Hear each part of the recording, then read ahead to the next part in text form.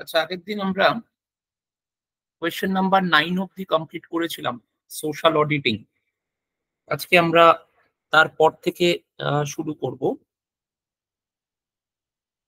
আজকে আমাদের প্রথম যে কোয়েশ্চেনটা,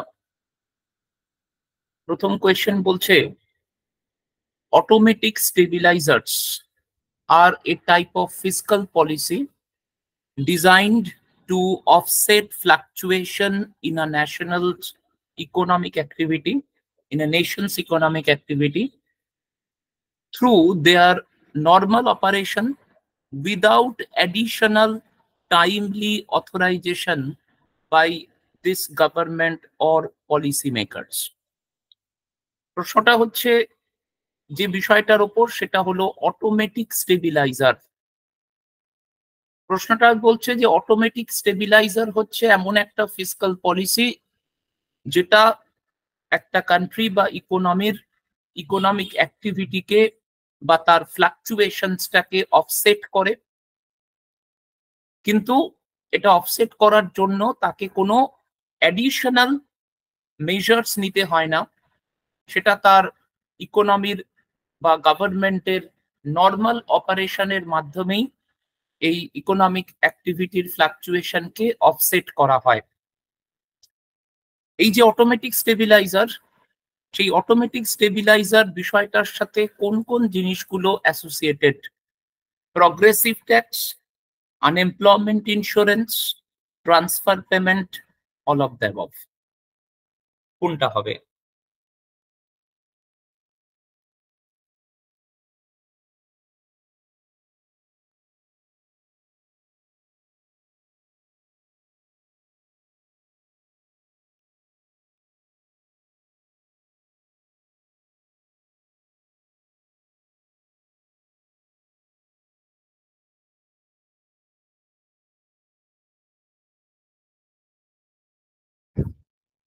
এই চারটি অপশনের মধ্যে কোনটা হবে অটোমেটিক স্টেবিলাইজারের সাথে অ্যাসোসিয়েটেড, সেটা বলতে হবে।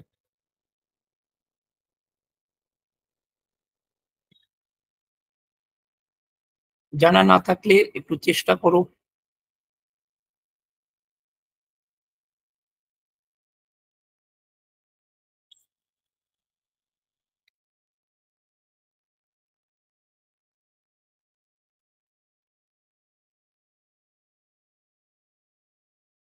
একটু ভাবার চেষ্টা করো, কারণ কোয়েশ্চেনটার মধ্যে অটোমেটিক স্টেবিলাইজার ব্যাপারটাকে পুরোটাই ডেসক্রাইব করে দেওয়া আছে।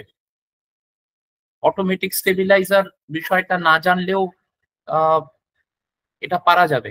কোয়েশ্চেনের মধ্যেই অটোমেটিক স্টেবিলাইজার বিষয়টাকে ডেসক্রাইব করে দেওয়া আছে। এবার শুধু সেই মানেটা বুঝে নিয়ে অপশনে দেওয়া জিনিসগুলোর সাথে কোনগুলো রিলেটেড বা অ্যাসোসিয়েটেড সেটা শুধু তোমাদের বের করতে হবে। তো সেটাকে একটু ভেবে আনসার করার চেষ্টা করো।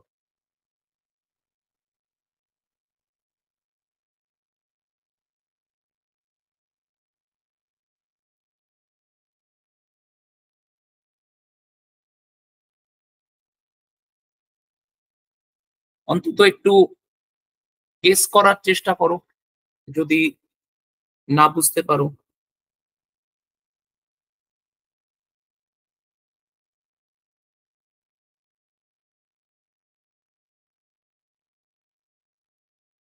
তাহলে পারা যাচ্ছে না। বেশ, তাহলে আমি বলে দিচ্ছি। প্রথম কথা হলো অটোমেটিক স্টেবিলাইজার বলতে যেটা বুঝিয়েছে সেটা হচ্ছে এমন একটা ফিসকাল পলিসি কথা এখানে বলছে, যেটার মাধ্যমে একটা কান্ট্রির ইকোনমিক অ্যাক্টিভিটির ফ্লাকচুয়েশনটাকে অফসেট করা হয়। এখানে প্রথম যে জিনিসটা বুঝতে হবে সেটা হলো যে ইকোনমিক অ্যাক্টিভিটির ফ্লাকচুয়েশন মানে কি। আমি তোমাদের এর আগেও প্রশ্ন করিয়েছি, সেখানেও এই বিষয়টা নিয়ে আলোচনা হয়েছে। এই ইকোনমিক অ্যাক্টিভিটির ফ্লাকচুয়েশন বলতে আমরা যেটাকে বুঝেছি সেটা হলো বিজনেস সাইকেল। যে কোনো ইকোনমিতে যে ম্যাক্রো ইকোনমিক ভেরিয়েবলস গুলো থাকে, সেই ম্যাক্রো ইকোনমিক ভেরিয়েবলস গুলো উইথ টাইম সেটা একটা অসিলেশনের মধ্যে দিয়ে যায়, সেটা একটা আপস অ্যান্ড ডাউনস এর মধ্যে দিয়ে যায়, এই যে cyclical way of change, cyclical pattern of fluctuation in economic activity, সেটা প্রোডাকশন হতে পারে, ডিমান্ড হতে পারে, ইনভেস্টমেন্ট হতে পারে, এমপ্লয়মেন্ট হতে পারে, এই যত ধরনের ইকোনমিক অ্যাক্টিভিটি বা প্যারামিটার গুলো আছে সেগুলো এই সাইক্লিক্যাল প্যাটার্নে যে মুভ করে, এই সাইক্লিক্যাল মুভমেন্টটাকে আমরা বলেছি বা বলে থাকি বিজনেস সাইকেল। এই ফ্লাকচুয়েশনটাকে কিভাবে অফসেট করা হবে, অর্থাৎ ফ্লাকচুয়েশনটাকে কিভাবে নিউট্রালাইজ করা হবে, সেটার জন্য গভর্নমেন্ট তার ফিসকাল পলিসির মধ্যে নর্মালি যেটা করে থাকে, কোনো স্পেশাল অ্যারেঞ্জমেন্ট নয়, কোনো স্পেশাল মেজারমেন্ট নয়, নর্মাল অ্যারেঞ্জমেন্টের মধ্যে দিয়ে এই ফ্লাকচুয়েশনটাকে স্মুথ করার চেষ্টা করে। তো সেটা করার জন্য তাকে কি কি রাস্তা নিতে হয়, তো তার মধ্যে আমরা এখানে যে অপশন গুলো দেখতে পাচ্ছি তার মধ্যে প্রথম অপশন আছে প্রগ্রেসিভ ট্যাক্স।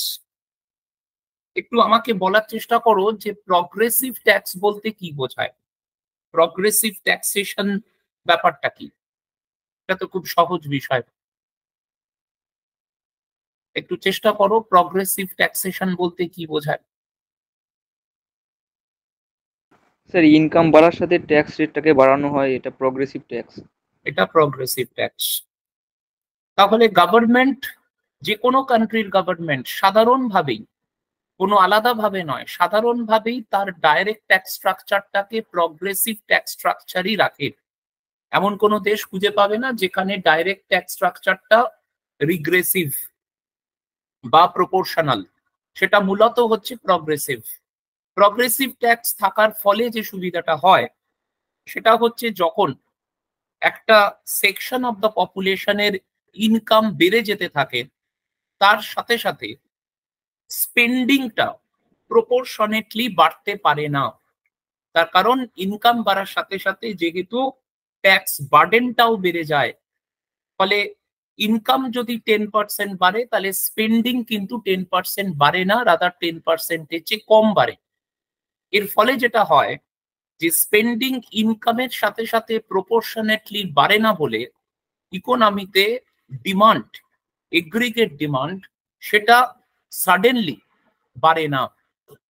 ডিমান্ড সাডেনলি বাড়লে যেটা হবে সেটা হচ্ছে যে প্রথমত প্রোডাকশন বাড়বে এবং তার পাশাপাশি ইনফ্লেশনও বাড়বে, যেটা মূল সমস্যা হতে পারে একটা ইকোনমির জন্য। তাহলে এই যে আমরা বিজনেস সাইকেলের ক্ষেত্রে আমরা যে সাইক্লিক্যাল আপ অ্যান্ড ডাউন দেখছি, সেখানে কিন্তু ইনফ্লেশন রেটটাও আমাদের কনসিডার করা হয়। তাহলে প্রগ্রেসিভ ট্যাক্সেশন থাকার ফলে সেটা কিন্তু ইনডাইরেক্টলি ইনফ্লেশন রেটের ওপর একটা কন্ট্রোল মেনটেন করে, ফলে ইনফ্লেশন রেটটা খুব বেশি পরিমাণে বাড়তে পারে না। তাহলে নর্মালি গভর্নমেন্টকে আলাদা করে কিছু করতে হচ্ছে না, সাধারণভাবেই তার প্রগ্রেসিভ ট্যাক্স স্ট্রাকচার থাকার ফলে ইনফ্লেশন রেটের যে ফ্লাকচুয়েশন, সেই ফ্লাকচুয়েশনটাকে কিন্তু কন্ট্রোলের মধ্যে রাখা যায়। দ্বিতীয় হচ্ছে আনএমপ্লয়মেন্ট ইন্স্যুরেন্স। এই আনএমপ্লয়মেন্ট ইন্স্যুরেন্স বলতেও যা বোঝায়, আনএমপ্লয়মেন্ট ডোল বলতেও তাই বোঝায়। আমরা যে বিভিন্ন ধরনের আনএমপ্লয়মেন্ট ডোল বা আমরা আনএমপ্লয়মেন্ট অ্যালাওয়েন্স এর কথা বলি, বাংলায় যাকে বলা হয় বেকার ভাতা, এইটা গভর্নমেন্ট কম বেশি সব সময়তেই দিয়ে থাকে বিভিন্ন ধরনের গভর্নমেন্ট ওয়েলফেয়ার স্কিমের মাধ্যমে। এগুলো দেওয়ার ফলে যেটা হয় সেটা হচ্ছে যে পভার্টি, ইনকাম, এটাকে একটা সার্টেন লেভেলে মেনটেন করা সম্ভব হয়। আনএমপ্লয়মেন্ট ইন্স্যুরেন্স গভর্নমেন্ট প্রোভাইড করে বলে তার ফলে যেটা হয় সেটা হলো আনএমপ্লয়মেন্ট যদি ইকোনমিতে বেড়েও যায় তাহলেও কিন্তু পভার্টি সেটা কিন্তু খুব বেশি বাড়তে পারে না, পভার্টি রেটটা বাড়ে না। পভার্টি রেট কমে বলছি তা নয়, পভার্টি রেটটা বাড়ে না। Number of persons below the poverty line, সেই সংখ্যাটা বাড়ে না আনএমপ্লয়মেন্ট ইন্স্যুরেন্স বা অ্যালাওয়েন্স দেওয়ার ফলে। যদি আনএমপ্লয়মেন্ট, যদি পভার্টি বেড়ে যেত এবং তার সাথে সাথে কিন্তু এই বিজনেস সাইকেলের ক্ষেত্রে একটা ডাউনওয়ার্ড ট্রেন্ড দেখা যেত ইকোনমিতে, সেই ডাউনওয়ার্ড ট্রেন্ডটাকেও কিছুটা গভর্নমেন্ট কন্ট্রোলে রাখতে পারছে এই পভার্টিটাকে বাড়তে না দিয়ে আনএমপ্লয়মেন্ট অ্যালায়েন্স প্রোভাইড করার মধ্যে দিয়ে। 3 নম্বর হচ্ছে ট্রান্সফার পেমেন্ট। ট্রান্সফার পেমেন্ট বলতে আমরা যেটা বেসিক্যালি বুঝে থাকি সেটা হচ্ছে যে গভর্নমেন্টের বিভিন্ন ধরনের স্কিম আছে, সেই স্কিমের মাধ্যমে গভর্নমেন্ট একটা সেকশন অফ দ্য পপুলেশনকে ফাইন্যান্সিয়াল অ্যাসিস্ট্যান্স প্রোভাইড করে। ফাইন্যান্সিয়াল অ্যাসিস্ট্যান্স প্রোভাইড করার ফলে একটা some kind of income generation হয়। সেটা যদিও ন্যাশনাল ইনকামকে বাড়ায় না, কিন্তু পার্সোনাল ইনকাম জেনারেট করে।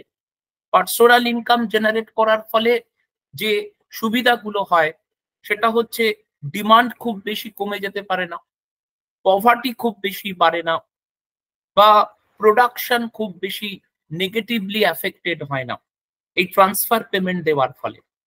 তাহলে যদি আজকে প্রোডাকশন কমে যেত, যদি আজকে ডিমান্ড কমে যেত, তাহলে আমরা বিজনেস সাইকেলের মধ্যে কিন্তু আরো স্টিপ চেঞ্জেস দেখতে পারতাম।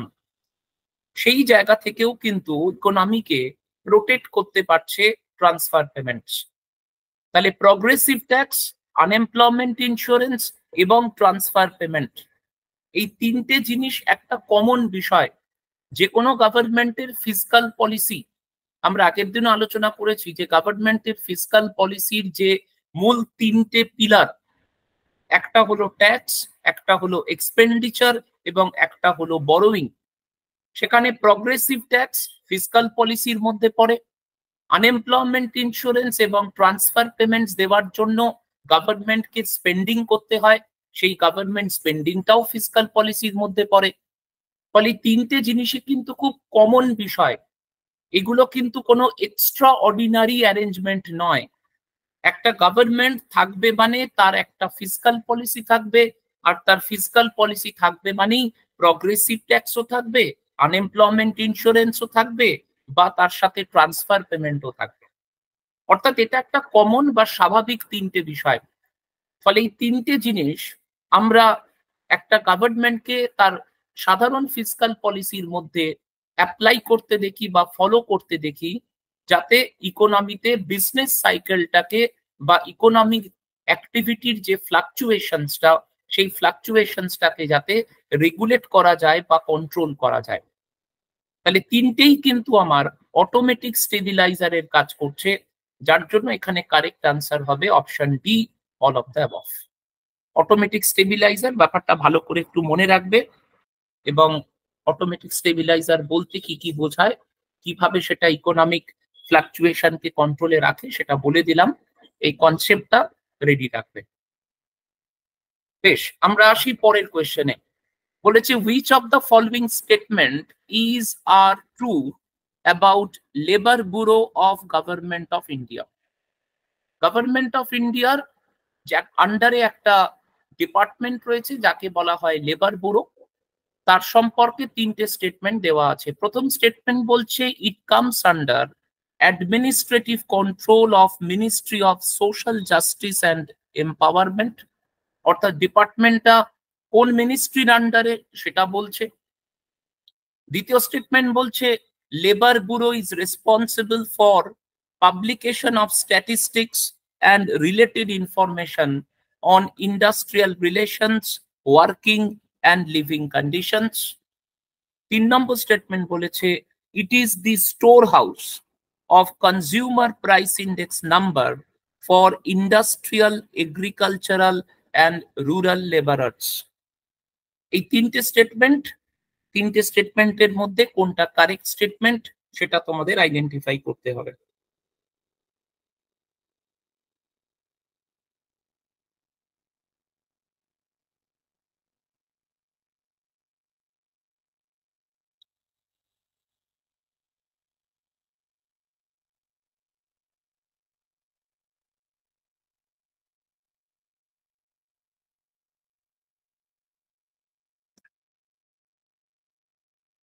এটা একটা ইনফরমেশন বেসড কোয়েশ্চেন, এখানে কোনো কনসেপ্টের বিষয় নেই, এবং এমন একটা বিষয়কে কেন্দ্র করে এই প্রশ্নটা সেই বিষয়টা নিয়ে একাধিক প্রশ্ন হয় পরীক্ষায়।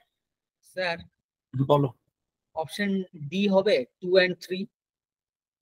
অপশন ডি হবে 2 and 3। আচ্ছা, ডি ছাড়া আর কারোর কোনো আনসার?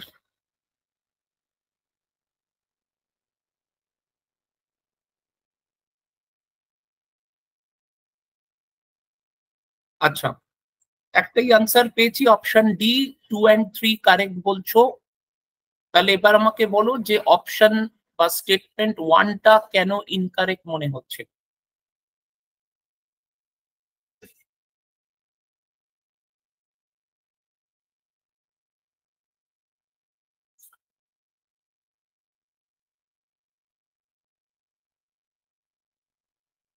এটা ministry of social justice and এম্পাওয়ারমেন্টের আন্ডারে যদি না হয় বলে তোমার মনে হয়, তাহলে এটা কোন মিনিস্ট্রির আন্ডারে আসবে? Ministry of Labor and Empowerment. Ministry of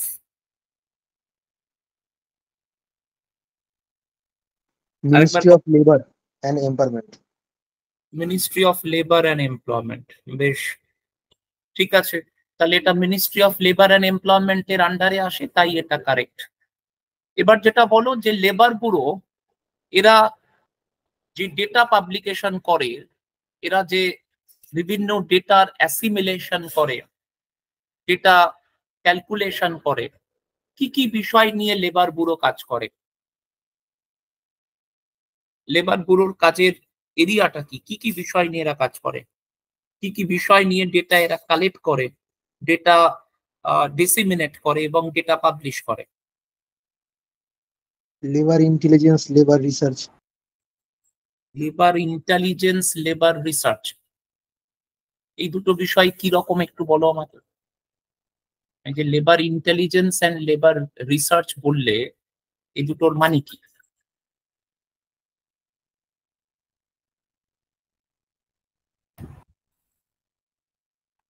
sir এখানে লেবার ব্যুরো যেটা দিয়েছে রেসপন্সিবল ফর দি পাবলিকেশন, যেগুলো দিয়েছে ওগুলো স্যার ওয়ার্কিং মানে লেবারদের কাজ এবং তাদের যে লিভিং কন্ডিশন সেগুলো সম্পর্কে তারা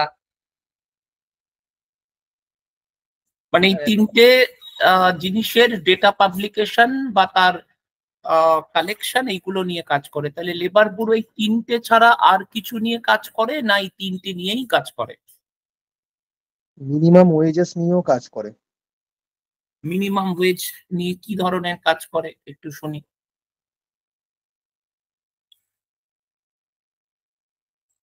লেবার ব্যুরো মিনিমাম ওয়েজের ব্যাপারে কি কাজ করে?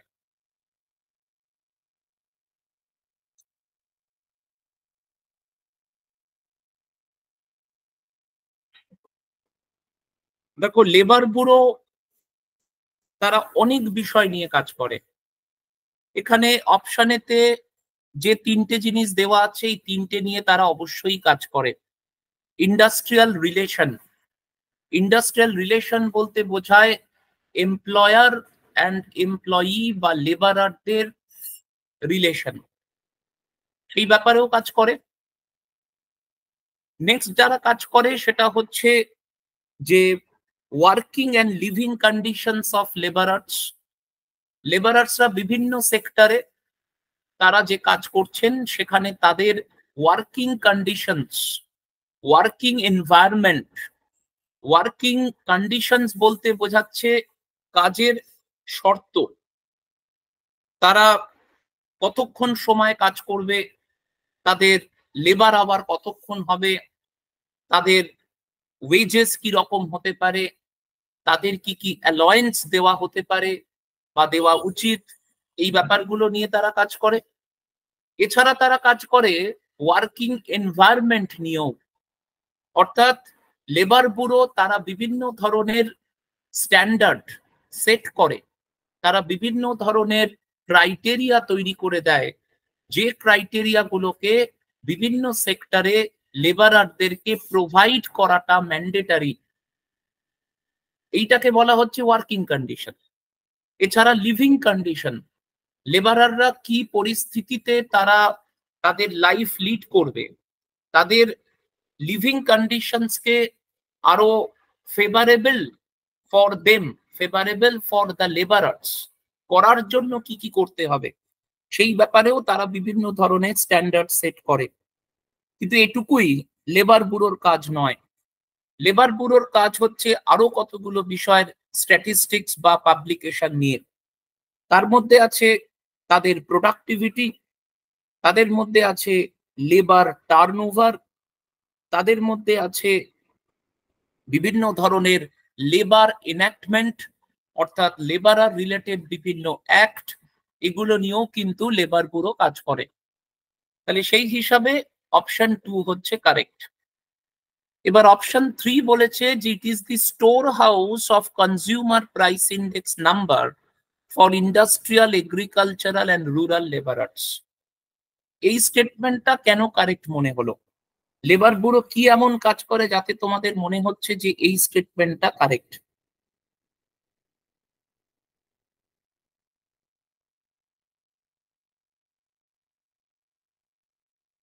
কনজিউমার প্রাইস ইন্ডেক্স নাম্বার, আগে যদি একটু জিজ্ঞাসা করি যে কনজিউমার প্রাইস ইন্ডেক্স নাম্বার এই জিনিসটা কি, আর কনজিউমার প্রাইস ইন্ডেক্স নাম্বারটা কোন কাজে অ্যাপ্লাই হয়, কোন কাজে এটা ব্যবহার হয়, এই দুটো আগে একটু আমাকে বলো।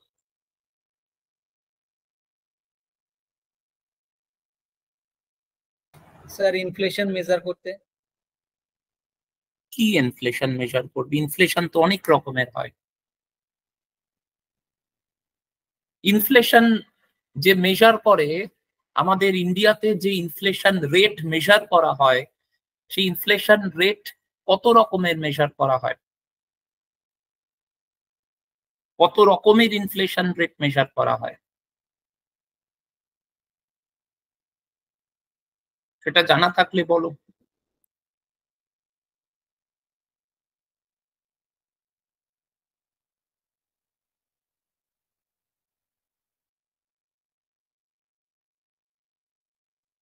স্যার ইন্ডিয়াতে হ্যাঁ স্যার বলো। কস্ট পুশ একটা আছে, কস্ট পুশ না একটা না না, ডিমান্ড ওগুলো ইনফ্লেশনের টাইপ।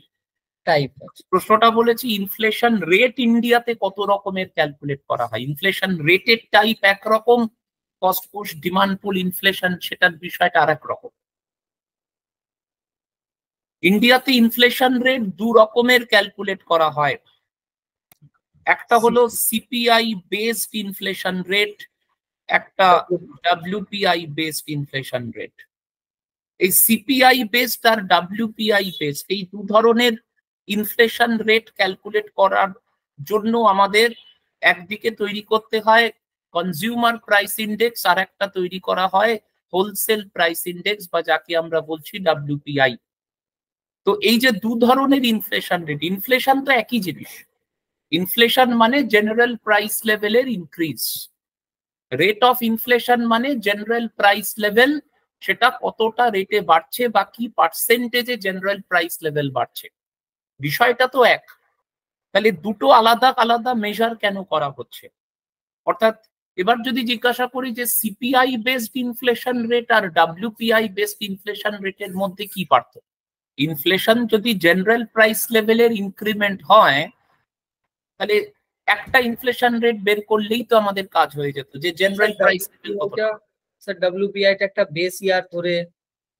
বেস ইয়ার তো দুটোরই থাকবে, ইন্ডেক্স নাম্বার মানেই base year, base year current year এই দুটো তো থাকবেই। সেটা আমি কনজিউমার প্রাইস ইন্ডেক্স করি বা হোলসেল প্রাইস ইন্ডেক্স করি, তাহলে দুটোর মধ্যে পার্থক্যটা কোথায়? দেখো এই জিনিসগুলো খুব ইম্পর্টেন্ট জিনিস। যে পরীক্ষার জন্য তোমরা পড়াশুনো করছো, প্রিপেয়ার করছো, সেখানে এই জিনিসগুলো এমন কোনো কম্পিটিটিভ পরীক্ষা নেই যেখানে এটা আসে না। আমরা যখন সিপিআই আর ডাব্লিউপিআই এর কথা বলছি, ভালো করে যদি আমরা দুটো জিনিসকে খেয়াল করি, তাহলে এখানে বিষয়টা হচ্ছে হোলসেল প্রাইস, এখানে বিষয়টা হচ্ছে কনজিউমার প্রাইস। কনজিউমার প্রাইস বলতে আমরা যেটাকে বুঝি সেটা হলো রিটেল প্রাইস, যে প্রাইসে আমাদের মতন কনজিউমাররা বিভিন্ন ধরনের গুডস এন্ড সার্ভিসেস মার্কেট থেকে পারচেজ করছি, সেই প্রাইসটাকে আমরা চলতি কথায় বলি রিটেল প্রাইস, সেটাকেই এখানে বলা হচ্ছে কনজিউমার প্রাইস। আর হোলসেল প্রাইস মানে যারা বিভিন্ন কমোডিটির যারা হোলসেলার, সেই হোলসেলার অফ দ্য কমোডিটিজ তারা যে প্রাইসে কমোডিটিটা রিটেলারকে সেল করছে সেই প্রাইসটাকে বলা হয় হোলসেল প্রাইস। এখন এই হোলসেল প্রাইসের কতটা চেঞ্জ হচ্ছে over the time, wholesale price of commodities কতটা চেঞ্জ হচ্ছে সেটাকে মেজার করার জন্য WPI based inflation rate calculate করা হয়। আর কমোডিটিস অ্যান্ড সার্ভিসেস এর রিটেল প্রাইস কতটা পার্সেন্টেজ বা রেটে চেঞ্জ করছে বা বাড়ছে সেটা মেজার করার জন্য CPI based inflation rate calculate করা হয়। দুটোই ইনফ্লেশন রেট ক্যালকুলেট করছে, কিন্তু এটা দু ধরনের প্রাইসের চেঞ্জ মেজার করছে, একটা রিটেল প্রাইসের চেঞ্জ, একটা হোলসেল প্রাইসের চেঞ্জ। সেই দুটোকে আলাদাভাবে বোঝার জন্য আমরা আলাদাভাবে দুটো ইনফ্লেশন রেট ক্যালকুলেট করি, একটা CPI বেসড, একটা WPI বেসড। এখন ইনফ্লেশন রেট যদি তাহলে CPI বেসড আর WPI বেসড হয়, তাহলে এই স্টেটমেন্টটাকে আমি কারেক্ট বলবো না ইনকারেক্ট বলবো?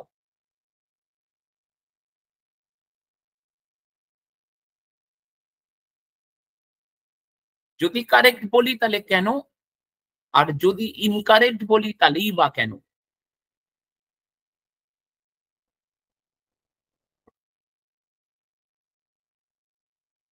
দেখো, সিপিআই বা CPI বেসড ইনফ্লেশন রেট প্রায় 6-7 রকমের ক্যালকুলেট করা হয়। WPI একটাই, WPI বেসড ইনফ্লেশন রেট একটাই হয়, এর কোনো ফার্দার ক্লাসিফিকেশন হয় না। কিন্তু CPI বেসড ইনফ্লেশন রেট বা CPI ইটসেলফ 6-7 রকমের ক্যালকুলেট করা হয়। প্রথম ক্যালকুলেট করা হয় CPI ফর ইন্ডাস্ট্রিয়াল ওয়ার্কার্স, তারপর ক্যালকুলেট করা হয় CPI ফর এগ্রিকালচারাল লেবারার্স, তারপর ক্যালকুলেট করা হয় CPI ফর রুরাল লেবারার্স, তারপর ক্যালকুলেট করা হয় CPI ফর রুরাল, তারপর ক্যালকুলেট করা হয় CPI ফর আরবান, এবং তারপর ক্যালকুলেট করা হয় CPI কম্বাইন্ড। এই যে 7 রকমের CPI, এই 7 রকমের CPI এর উপর বেস করে 7 রকমের CPI বেসড ইনফ্লেশন রেট ইন্ডিয়াতে ক্যালকুলেট করা হয়। CPI ফর ইন্ডাস্ট্রিয়াল ওয়ার্কার্স, এই ইন্ডেক্সটা দিয়ে আমরা ধরার চেষ্টা করি, বোঝার চেষ্টা করি যে যারা ইন্ডাস্ট্রিয়াল ওয়ার্কার্স তারা যে ধরনের গুডস এন্ড সার্ভিসেস কনজিউম করে সেগুলোর প্রাইস কতটা বাড়ছে। ইন্ডাস্ট্রিয়াল ওয়ার্কার্সদের কনজিউম করা, ব্যবহার করা গুডস এন্ড সার্ভিসেস গুলোর ক্ষেত্রে ইনফ্লেশন রেট কত, সেটা বোঝার জন্য CPI IW ক্যালকুলেট করা হয়। একইভাবে এগ্রিকালচারাল লেবারার যারা, এগ্রিকালচারাল লেবারার আর ফার্মার কিন্তু এক জিনিস নয়, দুটো আলাদা জিনিস। এগ্রিকালচারাল লেবারার তারা যে ধরনের গুডস এন্ড সার্ভিসেস কনজিউম করে সেগুলোর ক্ষেত্রে কিভাবে প্রাইস চেঞ্জ হচ্ছে সেটা বোঝার জন্য CPI এগ্রিকালচারাল লেবারার ক্যালকুলেট করা হয়। একইভাবে করা হয় CPI ফর রুরাল লেবার, এবং তার সাথে করা হয় CPI ফর রুরাল, অর্থাৎ সমস্ত রুরাল পপুলেশনের তারা যে ধরনের গুডস এন্ড সার্ভিসেস কনজিউম করে সেগুলোর ক্ষেত্রে কিভাবে প্রাইসের চেঞ্জ হচ্ছে তার জন্য CPI রুরাল। CPI আরবান মানে আরবান পপুলেশনের ব্যবহার করা গুডস এন্ড সার্ভিসেস এর প্রাইস কিভাবে চেঞ্জ করছে সেটার জন্য CPI আরবান। এবং CPI কম্বাইন্ড হচ্ছে সারা দেশ, অর্থাৎ গোটা ইন্ডিয়ার, টোটাল ইন্ডিয়ার ইনফ্লেশন রেটকে মেজার করার জন্য CPI কম্বাইন্ড ক্যালকুলেট করা হয়। তাহলে CPI বেসড ইনফ্লেশন রেট 7 রকমের। এই 7 রকমের CPI বেসড ইনফ্লেশন রেটের মধ্যে ইন্ডাস্ট্রিয়াল ওয়ার্কার, এগ্রিকালচারাল লেবারার এবং রুরাল লেবারার, এই তিনজনের যে CPI, এই তিনজনের CPI এবং সেই CPI IW, CPI AL এবং CPI RL, এই তিনটে ওপর বেস করে তিনখানা ইনফ্লেশন রেট ক্যালকুলেট হয়। সেই ইনফ্লেশন রেট ক্যালকুলেট করার দায়িত্ব হচ্ছে লেবার ব্যুরোর। সেই জন্য এখানে বলা হচ্ছে ইট is the store house of consumer price index number for industrial, agricultural and rural labourer. সেই জন্যই এই স্টেটমেন্টটা কারেক্ট। সেই জন্য কারেক্ট আনসার হচ্ছে অপশন 2 and 3। এই ব্যাপারগুলো খুব ভালো করে পড়বে, এগুলো প্রিপেয়ার করে নেবে। ইনফ্লেশন রেটের উপর অসংখ্য প্রশ্ন হয়, খুব কমন ফ্রিকোয়েন্টলি প্রশ্ন আসে। সিপিআই এর উপর কত রকমের সিপিআই আছে, কোন সিপিআইটা কোন ক্ষেত্রে কাজে লাগে, কোন সিপিআইটা কে ক্যালকুলেট করে, কোন সিপিআই এর মধ্যে কতগুলো কমোডিটি নেওয়া হচ্ছে, কোন সিপিআই এর কিভাবে ক্যালকুলেট করা হচ্ছে, এই প্রত্যেকটা সিপিআই এর ক্ষেত্রে বেস ইয়ার কোনটা কোনটা, কোন সিপিআই এর ক্ষেত্রে বেস ইয়ার কোনটা, ডাব্লিউপিআই জিনিসটা কি, ডাব্লিউপিআই বেসড ইনফ্লেশন রেটের সাথে সিপিআই বেসড ইনফ্লেশন রেটের পার্থক্য কি, এই কনসেপ্ট গুলো ভীষণ ভীষণ জরুরি আমাদের কাছে। কারণ এইগুলোর ওপর বেস করে কিন্তু ডেটা অর ইনফরমেটিভ প্রশ্নও যেমন হয়, তেমনি কনসেপচুয়াল প্রশ্নও হয়। সুতরাং এই জায়গাটা একটু খেয়াল রাখবে প্রত্যেকের।